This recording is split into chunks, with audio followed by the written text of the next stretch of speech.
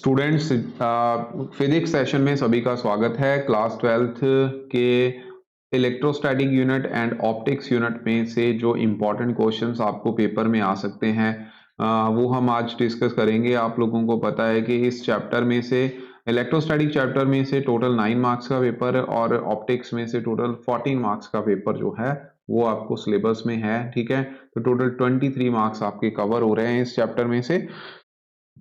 आइए इसमें सबसे पहले हम 5 मार्क्स के क्वेश्चन जो है वो डिस्कस करते हैं। तो सबसे पहला जो क्वेश्चन है, this is what is uniform electric field. तो यूनिफॉर्म इलेक्ट्रिक फील्ड क्या होता है?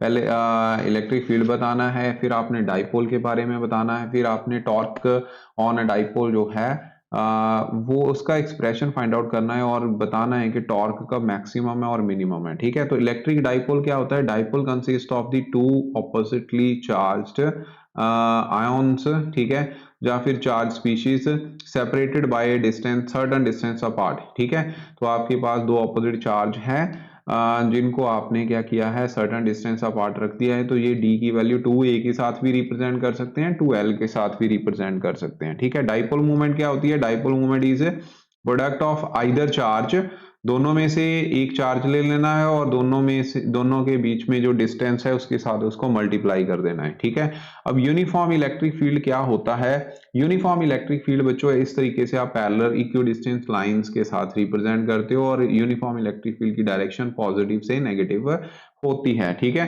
अब आपने क्या किया, इसमें एक डाइपोल को ऐसे रख दिया, ए बी डाइपोल है हमारे पास। ठीक है, अब क्योंकि एक चार्ज जो है वो नेगेटिव रहेगा, ये हमेशा ही नेगेटिव रहता है, तो इसकी डायरेक्शन जो है आपने ए यहाँ पे रख दिया चार्ज और बी पॉइंट पे दूसरा चार्ज रख दिया, तो डाइपोल को ऐसे प्लेस कर दिया जिसमें डिस्टेंस 2l ली हुई है इन्होंने। ठीक है, दो फोर्स लगेंगी, एक तो जो नेगेटिव चार्ज पार्टिकल है वो पॉजिटिव की तरफ डायरेक्शन में फोर्स लगाएगा, क्योंकि पॉजिटिव प्लेट ने इसको खींचना है। इलेक्ट्रिक फील्ड, अगर हम electric field positive negative plate की बात कर लें तो पॉजिटिव नेगेटिव की तरफ अट्रैक्ट करेगी और ये पॉजिटिव इस नेगेटिव की तरफ अट्रैक्ट करेगी, तो डायरेक्शन दो फोर्सेस की ऑपोजिट हो जाएगी, जिसकी वजह से कपल बनेगा, और कपल बनेगा तो ये रोटेट होगा, रोटेशन होगी तो बच्चों फिर उसको हम टॉर्क बोल देते हैं। तो टॉर्क का फार्मूला होता है either force into perpendicular distance between them. ठीक है, तो फोर्स का फार्मूला आपको पता है, इलेक्ट्रिक फील्ड होता है फोर्स पर यूनिट चार्ज। ठीक है, तो यहाँ पे F अपॉन क्यू। ओके, तो इसका मतलब F किसके इक्वल आ गया? E into Q. ठीक है, तो ये फोर्स आ गई। परपेंडिकुलर डिस्टेंस यहाँ पे BC है, अब BC को निकालना है, जिसको निकालना होता है उसको ऊपर रख देते हैं, और जो पता होता है राइट एंगल ट्रायंगल में उसको नीचे रख के यहाँ पे साइन थीटा एंगल बन जाएगा। ठीक है, एंगल जो है वो डाइपोल और इलेक्ट्रिक फील्ड के बीच में है, तो AB साइन थीटा। AB की वैल्यू क्या आ गई? 2l, इसको आपने पुट कर देना है, उसके बाद आपका फाइनल एक्सप्रेशन है। ठीक है, वेक्टर क्वांटिटी होगी 90 डिग्री पे मैक्सिमम टॉर्क, 0 डिग्री पे मिनिमम टॉर्क। ठीक है, नेक्स्ट हमारा क्वेश्चन कैपेसिटर का है। तो कैपेसिटर क्या होती है? क्या होता है कि इसमें दो प्लेट्स होती हैं, पैरेलल प्लेट। ठीक है, जिसमें ऊपर एक के ऊपर नेगेटिव चार्ज और दूसरे के ऊपर पॉजिटिव चार्ज होता है। ठीक है, तो ये एक स्मॉल स्पेस में एनर्जी को, इलेक्ट्रिकल एनर्जी को स्टोर करने वाली डिवाइस होती है। ठीक है, प्रिंसिपल आपको ये पता होगा कि आपने एक ये पॉजिटिव प्लेट ले लेनी है, दूसरी न्यूट्रल प्लेट इसको इसके पास लेके जाना है। ठीक है, तो जैसे आप पास के लेके जाओगे, इसके राइट फेस पे नेगेटिव चार्ज आ जाएगा और लेफ्ट फेस पे नेगेटिव चार्ज और पॉजिटिव चार्ज जो है वो राइट फेस पे आ जाएगा। ठीक है, फिर राइट फेस को अर्थन कर देना है और सारा चार्ज फ्लो कर जाएगा। पॉजिटिव नेगेटिव चार्ज जो है ए और बी प्लेट के ऊपर रिस्पेक्टिवली आ जाएंगे। ठीक है, आगे आपने एनर्जी स्टोर इन कैपेसिटर, इसका फार्मूला निकालना है। आपको पता है कि कैपेसिटर को अगर आप V पोटेंशियल देते हो तो बच्चों क्या होता है, उसके ऊपर क्यू चार्ज जो है वो स्टोर करेगा। अब कितना चार्ज स्टोर करना है, that is directly proportional to applied potential. जैसे प्रोपोर्शनलिटी साइन हटाओगे कैपेसिटेंस का फार्मूला आ जाएगा, इसका मतलब V किसके इक्वल आ गया? C अपॉन क्यू के इक्वल आ गया। अब आपने मान लो इसको डी क्यू चार्ज जो है वो और दिया है। ठीक है, इसकी वजह से आपको वर्क करना पड़ेगा, और वर्क का फार्मूला पोटेंशियल की फॉर्म में क्या होता है? Potential is equal to work पर यूनिट चार्ज। ठीक है, तो इसका मतलब W किसके इक्वल आ गया? V dot D Q. ठीक है, अब V की वैल्यू यहाँ से पुट कर दो, इसको इंटीग्रेट कर दो विद इन सर्टन लिमिट्स, तो आपको ये फार्मूला मिलेगा। और इसकी फिर आगे फर्दर मॉडिफिकेशन है वो आपको पता है कैसे आपने करना है, ठीक है। तो ये हो जाएगा। अब उसके बाद नेक्स्ट है बच्चों Gauss theorem, very important. Gauss theorem क्या है कि अगर आपके पास एक गॉसियन सरफेस है, उसको आपने इलेक्ट्रिक फील्ड में रख दिया है, तो इलेक्ट्रिक फील्ड में जितनी लाइंस उसमें से पास करेंगी नॉर्मली वो फ्लक्स कहलाएगी, और फ्लक्स को फाई के साथ रिप्रेजेंट करते हैं जो कि ई डॉट डी एस के इक्वल आता है, ठीक है, फार्मूला। अब गॉस थ्योरम क्या है, यही फ्लक्स जो है अब इस आर्बिट्री बॉडी में गॉसियन सरफेस में चार्ज कितना इनक्लोज्ड है divide by epsilon not, okay. तो आगे बच्चों अब आपने क्या करना है, इलेक्ट्रिक फील्ड का एक्सप्रेशन फाइंड आउट करना है इसी में। कंडक्टिंग इनफाइनाइट थिन शीट, ठीक है, थिन शीट है यहाँ पे, इनफाइनाइट शीट, ओके। इसको बनाने के अलग अलग वे हैं, यहाँ पे हमने ऐसे ही बनाया हुआ है। और एक आपने गॉसियन सरफेस कंसीडर कर लेना है जिसमें ये दो सरफेस ऊपर नीचे का आ जाएगा, एक नॉर्मल सरफेस आ जाएगा, ठीक है। इलेक्ट्रिक फील्ड आपके सामने है कि जो पॉजिटिव प्लेट पॉजिटिव इसके ऊपर ऐसे चार्ज दिया हुआ है, ठीक है। तो अब आपने तीन सरफेस हैं, S1 S2 एंड S3, ठीक है। तो अब इसमें एक्चुअल में क्या होगा कि जो इलेक्ट्रिक फील्ड है S1 और S3 में, इसमें ds सरफेस के ये क्या होगा पैरेलल, ठीक है। और जो ये वाला सरफेस है S2, इसमें इलेक्ट्रिक फील्ड और क्योंकि इलेक्ट्रिक फील्ड की डायरेक्शन हमने कैसे, हमें पता है कि पॉजिटिव प्लेट की जो है वो पॉजिटिव से नेगेटिव की तरफ जाती है, ठीक है। तो अभी अभी यहाँ पे आपने सीधा इसको पॉजिटिवली चार्ज बॉडी ही मानना है, ठीक है। तो अब क्या है, फील्ड यहाँ से इस साइड होगा, दूसरी तरफ से ये फील्ड इसका तो इसी सरफेस पे इसी की डायरेक्शन में लेंगे, ठीक है। तो तीन सरफेस में ये डिवाइड हो गया, S1 S2 एंड S3, जिसमें S2 सरफेस जो है वो 90 डिग्री एंगल पे E और DS के बीच में एंगल बन रहा है, cos 90 0 होता है, आपको पता है cos 0 1 है, ठीक है। ये भी cos 0 1 होगा, दोनों को ऐड कर देना है। DS की इंटीग्रेशन जो है वो ऐसी होगी, सरफेस एरिया।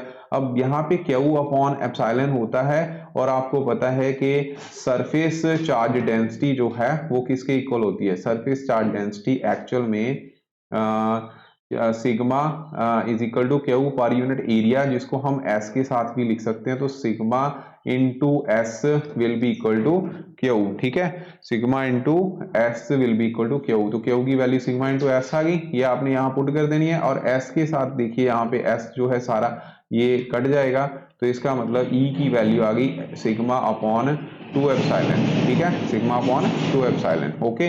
नेक्स्ट हमारा क्वेश्चन जो है वेरी इंपॉर्टेंट, ये तो 100% चांसेस है कि आएगा पेपर में, ठीक है। Electric field at intensity at point जो कि एक्सियल लाइन पे एक्सप्रेशन रहता है, ठीक है। तो पहले इलेक्ट्रिक फील्ड को आपने डिफाइन करना है, फोर्स पर यूनिट एरिया, फोर्स पर यूनिट चार्ज होता है, ठीक है। आपने क्या करना है, यहाँ पे एक इलेक्ट्रिक डाइपोल ले लेना है, ठीक है। तो डाइपोल ये बन गया, ये पॉइंट सेंटर हो गया जहाँ पे 2a डिस्टेंस रहता है, और ये वाली भी a और ये भी a रहेगी, ठीक है। ए ले सकते हो, जहाँ फिर यहाँ पे भी a लिया हुआ है। अब आपने क्या करना है, p पॉइंट ले लेना है, यहाँ पे इलेक्ट्रिक फील्ड इंटेंसिटी आपने फाइंड आउट करनी है। पॉजिटिव चार्ज की तरफ पॉजिटिव का इलेक्ट्रिक फील्ड आउटवर्ड होगा, और नेगेटिव की वजह से इनवर्ड होगा। दोनों की डायरेक्शन ऑपोजिट होने के कारण जो वैल्यू ज्यादा होगी उसको आपने उसमें दूसरे में से माइनस कर देना है, ठीक है। तो ये कुछ इस तरीके से रहेगा। दोनों को ऐड किया, ऐड करने के बाद विद नेगेटिव साइन, क्योंकि जो ई बी है वो ज्यादा होगी, क्योंकि इसमें आएगा नेगेटिव साइन और यहाँ पे है पॉजिटिव साइन। आर क्या है, आर डिस्टेंस है सेंटर से, ठीक है। आर यहाँ पे क्या है, सेंटर और डाइपोल से पी पॉइंट की क्या है, डिस्टेंस, ओके। तो अब ई ए और ई बी जो है along with same line but in opposite direction, magnitude of field जो है वो नेगेटिव, इसको माइनस करने से आपने इसको सॉल्व कर लेना है, ठीक है। वो आपको वैल्यू मिल जाएगी। तो फाइनल एक्सप्रेशन आपका ये होगा। और इसमें शॉर्ट डाइपोल का भी आप निकाल सकते हो। शॉर्ट डाइपोल के लिए आपको पता है आर स्क्वायर जो डिस्टेंस होती है वो ज्यादा होती है, और एल स्क्वायर मतलब यहाँ पे एल स्क्वायर लिख दिया इन्होंने, एक्चुअल में यहाँ पे एक चीज याद रखना, एल स्क्वायर की जगह आपने ए ही लेना है, ठीक है। ये गड़बड़ कर दी है, ए ही आएगा, ओके। तो ए एक्चुअल में ये कुछ और है, एक सेकेंड, यहाँ पे ही हमने करना है, ठीक है। ये एक्चुअल में आपका जो क्वेश्चन है ये है बच्चों इक्वेटोरियल लाइन वाला, ठीक है। इक्वेटोरियल लाइन का किया हुआ है। इसको आपने खुद करना है, इक्वेटोरियल लाइन वाला भी ऐसे ही कर लेना है, ठीक है, क्योंकि उसमें ट्रायंगल बनेगी, यहाँ नहीं, यहाँ फिर आपने शॉर्ट डाइपोल में जहाँ पे आर स्क्वायर होगा उसको आपने निग्लेक्ट कर देना है, ठीक है, ए को निग्लेक्ट कर देना है नीचे वाली साइड, तो वो फिर आर जो है आर 1/r3 बन जाएगा, ठीक है। उसके बाद नेक्स्ट है बच्चों गॉस थ्योरम, ठीक है, हमने कर ली है गॉस थ्योरम, वेरीफाई करनी है, ये आप फिर कर लेना, ठीक है, ये भी हो जाएगा, इसमें कोई दिक्कत वाली बात नहीं है, ठीक है, आराम से होगा ये क्वेश्चन, ज्यादा डिफिकल्ट नहीं है। नेक्स्ट हमारा क्वेश्चन कैपेसिटेंस ऑफ कैपेसिटर है, और इसमें आपने parallel plate capacitor dielectric slab जब इंट्रोड्यूस करेंगे, ठीक है, उसको करना है। तो मैं अगेन रिपीट कर रहा हूँ, इक्वेटोरियल और एक्सियल दोनों ही इंपॉर्टेंट है, इसमें से एक क्वेश्चन पेपर में आएगा इस चैप्टर में से, ठीक है। तो dielectric polarisation when non polar dielectric placed between plates of charge capacitor, the centre of opposite negative charges in a molecule are separated separated and the molecules of dielectric are said to be polarized, ठीक है। तो dielectric polarisation क्या होती है कि अगर non polar dielectric को आप इलेक्ट्रिक फील्ड जो between plates of a charge capacitor रखते हो तो centre of positive and negative charge in a molecule are separated, वो सेपरेट कर जाते हैं कुछ इस तरीके से, ठीक है, तो इसको हम पोलराइजेशन बोलते हैं, ठीक है जी। तो नॉन डाइलेक्ट्रिक क्या होता है, जो कि खुद इंसुलेटर होता है, सिंपल सी बात है, ठीक है, इंसुलेटर होता है, जैसे आप उसको इलेक्ट्रिक फील्ड में रखोगे तो वो क्या है, इलेक्ट्रिक फील्ड जनरेट कर लेगा जो जिसकी डायरेक्शन ऑपोजिट होगी, ठीक है। तो पोलराइजेशन की वजह से जो इलेक्ट्रिक फील्ड है वो ऑपोजिट डायरेक्शन में है, और नॉर्मल जो इलेक्ट्रिक फील्ड होगा पॉजिटिव से नेगेटिव आयन की तरफ होगा, तो E equal to E not minus E P, okay. अब यहाँ पे एक पोटेंशियल डिफरेंस जो ड्रॉप करेगा वो चेंज करेगा, वो किसके इक्वल आएगा, देखिए इलेक्ट्रिक फील्ड का फार्मूला होता है पोटेंशियल ग्रेडियंट यानी के, ठीक है, तो पोटेंशियल ग्रेडियंट क्या होता है V अपॉन डी, ठीक है, डी का मतलब यहाँ एल, मतलब कि anything which change with respect to distance उसको हम ग्रेडियंट वर्ड के साथ रिप्रेजेंट करते हैं, तो ये E dot D minus T है, ई इंटू टी के इक्वल आएगा। टी क्या है यहाँ पे, थिकनेस ऑफ स्लैब, और डी क्या है, पूरी डिस्टेंस बिटवीन दी कैपेसिटर्स, ठीक है, क्योंकि मैं फटाफट करवा रहा हूँ बच्चों, मेरे दिमाग में पूरा सिलेबस है इसीलिए मैं थोड़ा स्किप कर रहा हूँ, ठीक है। तो E naught upon E equal to K dielectric constant है, इसको आपने फिर इसमें वैल्यू पुट कर देनी है, ठीक है, आप देख पा रहे हो ई की वैल्यू यहाँ पे ये पुट करिए तो वी की वैल्यू ये आ गई। अब आपने कैपेसिटर का फार्मूला लगा देना है जो कि किसके इक्वल होता है, आपको पता है C is equal to Q upon V, ठीक है, यहाँ पे जैसे आप वैल्यू पुट करोगे ये आंसर आएगा आपका। तो इसका मतलब होल, अगर आप पूरी थिकनेस का डाइलेक्ट्रिक स्लैब को इंट्रोड्यूस कर दोगे तो बच्चों फिर कैपेसिटेंस के टाइम्स जो है इंक्रीज कर जाती है, ओके।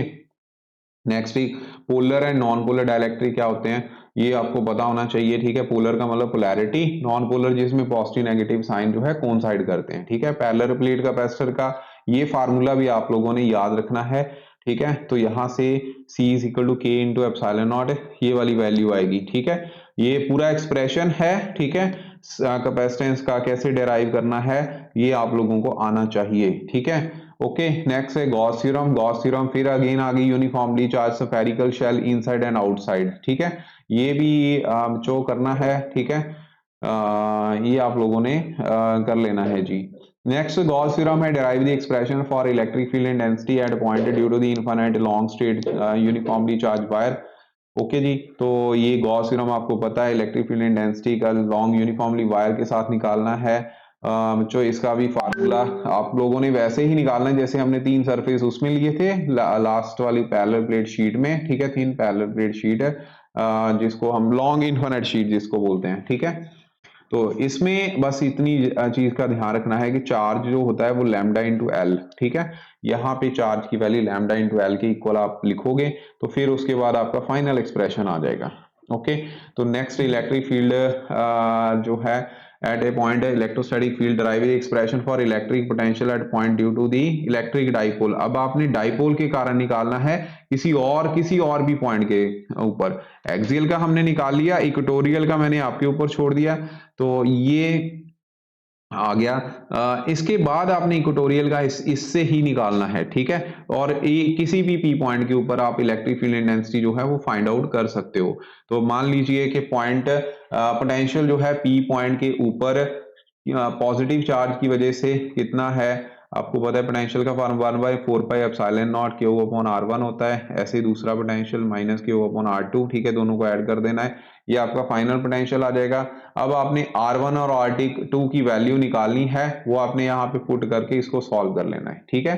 तो ये इंपॉर्टेंट क्वेश्चन है। उसके बाद अब ऑप्टिक शुरू हो जाएगी। ऑप्टिक में condition for constructive and destructive interference, ठीक है।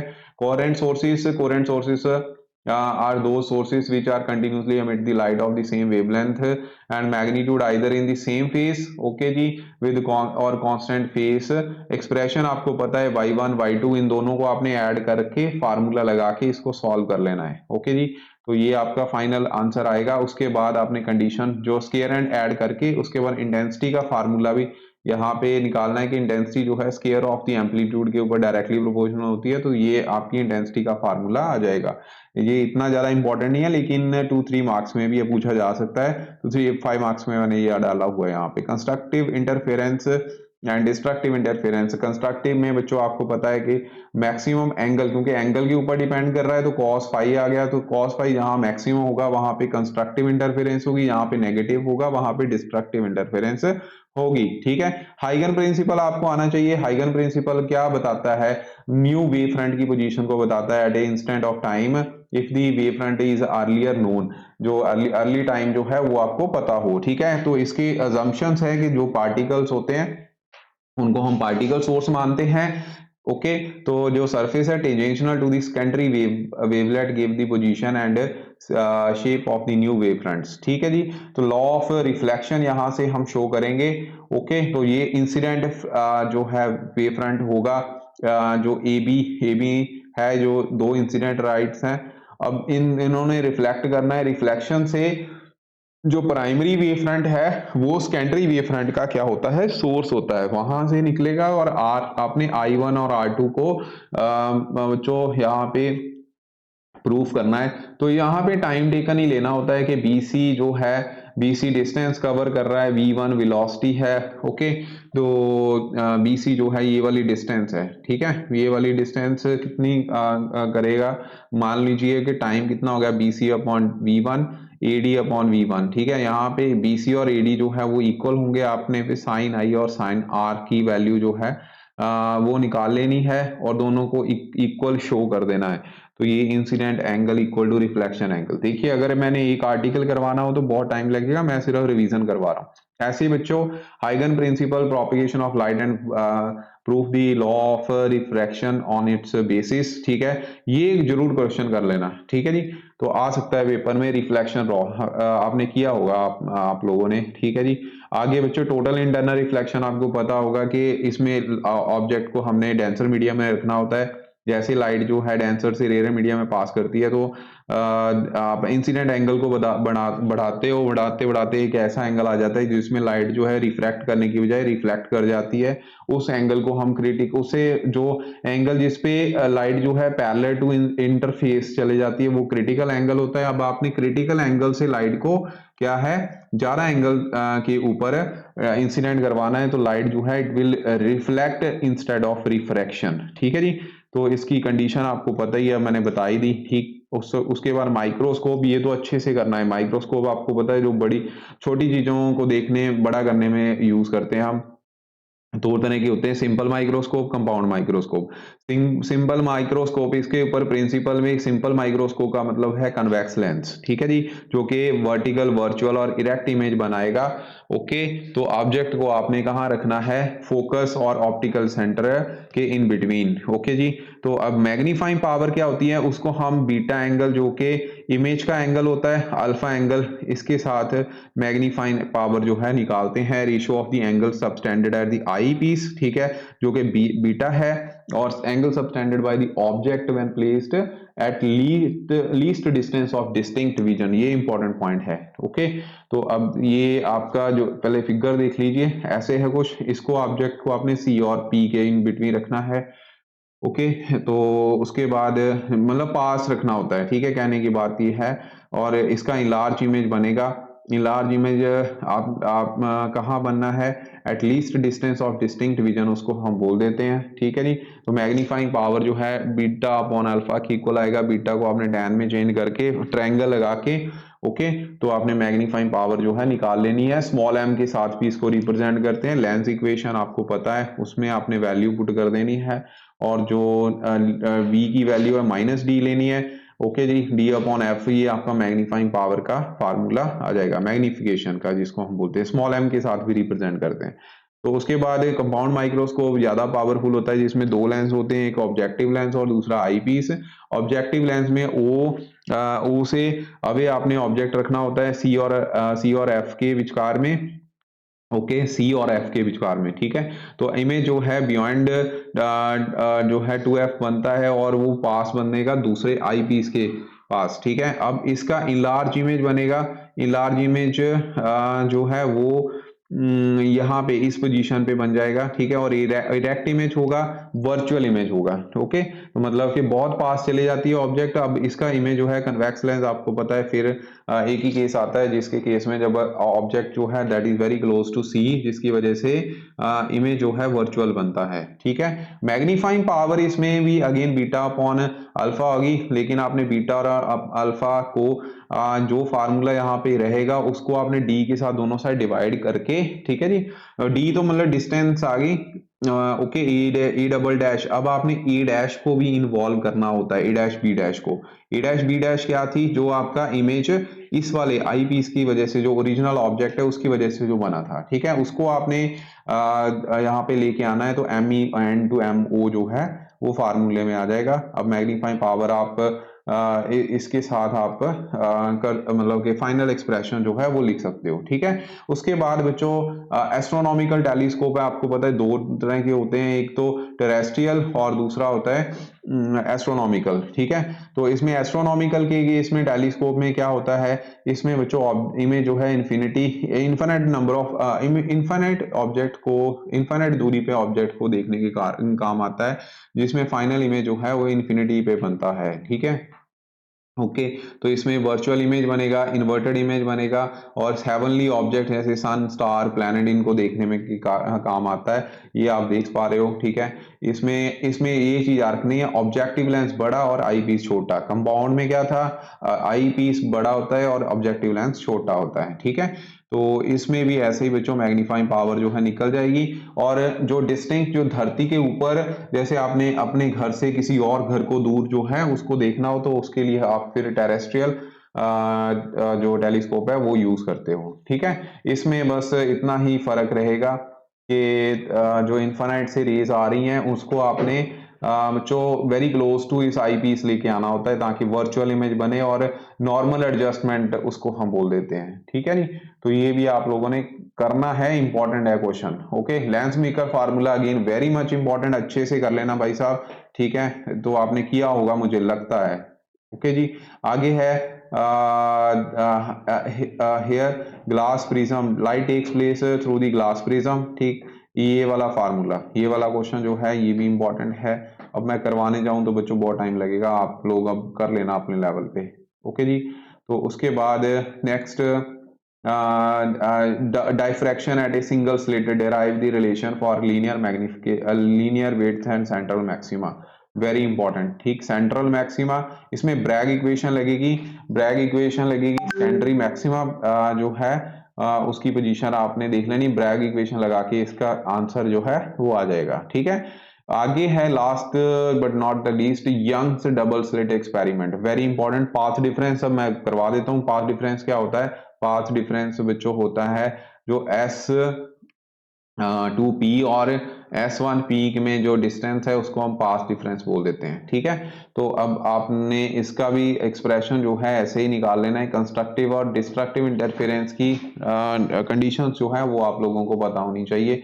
ये वाला एक क्वेश्चन है, साइन कन्वेंशन के साथ हम करते हैं, ये भी बहुत इंपॉर्टेंट है, ठीक है। लास्ट में लेंस इक्वेशन है, और लेंस इक्वेशन के बाद बच्चों मिरर फार्मूला, मिरर फार्मूला भी करके जाना, कोविड के टाइम मिरर फार्मूला पेपर में आया था, okay. Thank you very much. इन सभी क्वेश्चन को आप लोगों ने कर लेना है, सारे मैंने ऑलमोस्ट करवा दिए हैं, इनको अच्छे से अब आप लोगों ने कर लेना है। Thank you.